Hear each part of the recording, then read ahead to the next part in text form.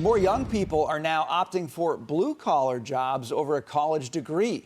The unemployment rate is accelerating much faster for fresh college grads and for workers around the same age who never went to a four-year institution.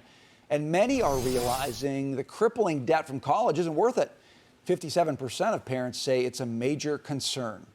Also, 77% of young people say it's important that their future job is hard to automate. Trade jobs are seen as safer. Okay, so Jackie, I want to come to you first on this one. I think the word is getting out. I think that this movement is gaining steam.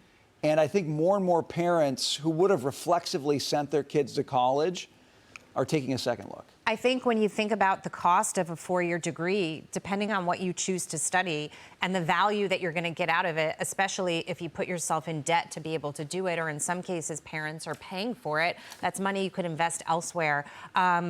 These choices and these things have to be thought of really carefully right now because the cost is just completely outrageous. And until something changes there, or until certain kids get more focused and study things that will help them in the future pay their loans off, they're going to have a cash flow problem as a result of it. I think trade schools are a great way to go in this AI environment, knowing that there are certain aspects that just will never be eliminated, that human beings are required for. And also then the opportunity cost of the four-year degree, because the time that you spent getting in debt to earn it, you weren't out there making money.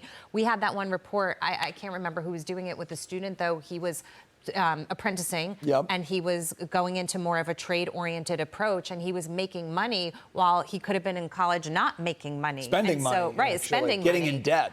So actually, I think to a degree, it's brilliant. When we get locked in as society into this is how we've always done it, and therefore this is the way we must do it, that's when we get in trouble. We've got to realize the world is fluid, things are changing, and people have to adapt. A very successful person once told me, I asked what makes successful people successful, and this person said, rolling with changes, understanding the environment around you, knowing when to say no to something traditional that doesn't work anymore, and not being rigid about it. Are markets telling us anything about this trend, Chris? Are you seeing anything?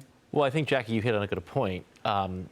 You know, what's not traditional anymore is the education that you get at a university. It's not a traditional classic Western education. You know, I go back to the idea that anything unsustainable won't sustain. And I think when you look at the explosion in tuition, basically since we began to subsidize college education back in the 70s, it has been on an unsustainable trajectory. My suspicion is that that is starting to change here in a very meaningful way. Right, you've got a lot of major companies now saying that, you know, college degrees don't mean what they used to. We'll consider hiring employees who don't have those big fancy college degrees. And those have been pushed on students by government, whose whole idea was that everyone should go to college for 4 years. But the study on trades demonstrate that that's really not the case. For one thing, to be in a trade, to be an electrician or a plumber, you're a professional. And a lot of these people are making $100,000 plus. And to your point, they can't be automated. You're not going to get AI to be able to install electricity or to be able to work on plumbing. That's something you need real humans for, and they're succeeding doing. And can I just add, when you choose to go into a trade, if you've got entrepreneurial spirit, you don't cap your earnings potential. If you go get a B-list degree at a school and get sort of a B-list corporate job, your earnings potential is essentially can be capped.